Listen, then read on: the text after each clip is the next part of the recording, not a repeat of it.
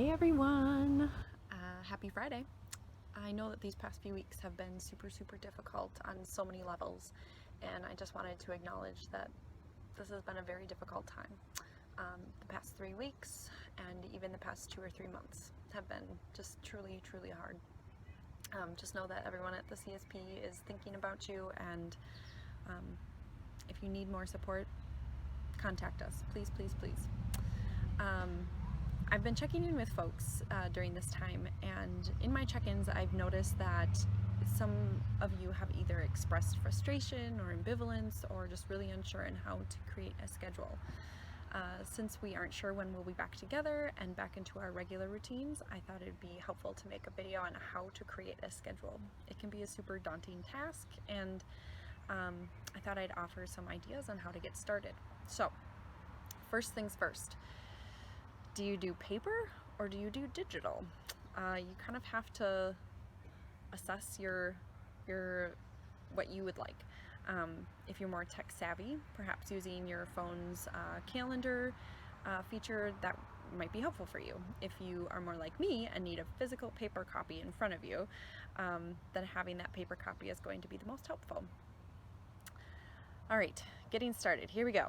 First, let's add our weekly meetings, such as like our therapy appointments, our Zoom group meetings, or our CSP group meetings, other various doctor visits, etc. These events should be the core of your week. These are the events that you cannot live without. You have to have them in your calendar. Okay, we've got that. Good job. Next step, let's build our schedule. But first, let's chat about what do you want in your what do you want your schedule to look like? Do you want it detailed or do you want it loose? You kind of have to take a minute and think like, what's going to be helpful for me? Jot some ideas down. You have to think, would adding too much be overwhelming, or is that just right? It's your schedule, so you have to find what works for you. Some examples that folks have shared with me are that they're having a difficult time waking up in the morning. Just an example.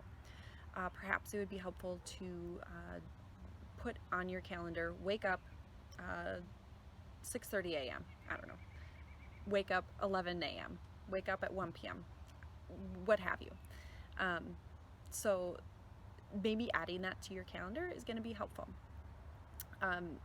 So going off of that leads me to my next point. I'm going to talk about self-care. Self-care is so important. We know that it's important for our physical and our mental health. Some folks have talked about adding one self-care action a day, or they've added more than one. Maybe it's 2 or 3. Again, you have to find out what works for you. We should look at self-care actions. What we're doing. What are we doing to help our physical and mental health? What have we been doing that did help our mental health before all of this happened, and how can we incorporate it into our schedule now? I have created a list of things that folks can use when the CSP is closed.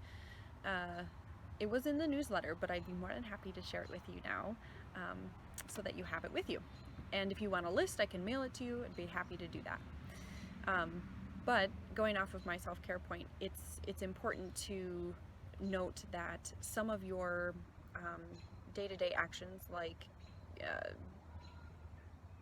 getting dressed for the day, or taking medicine, that could be just one self-care action, and it doesn't need to be overwhelming. That's just something that that works for you and that helps you. So if that's helpful to add it to your calendar, add it. If it's not, and you still do it, that's okay too.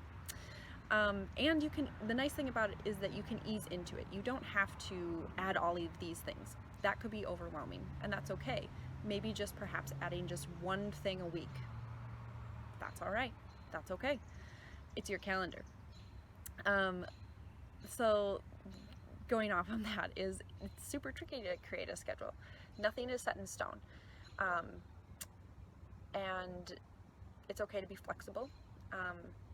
and it's easy to get down on yourself and fall into that trap. But if something, I mean, if it's not working out, it's not working out, and that's okay. It can be super, super flexible, like I said. If you find yourself not following your schedule, that's okay. Jump back into it. It's all good. Lastly, you want to find a great place to put the schedule. So some people like to keep the schedule in their purse or in their backpack, their bathroom mirror, bedroom wall, or in their pocket, just as long as it is handy for you to reference throughout the day. I hope this helps folks find ways to incorporate a schedule into these super, super difficult and different times.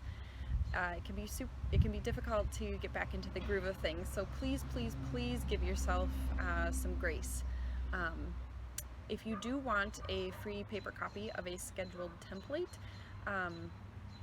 give me a call, give me a jingle, call me up, and I can mail it to you. I'd be more than happy to do that. That's all I have for you today. Thanks for scheduling time to chat about a schedule. Hope to see you soon. Bye.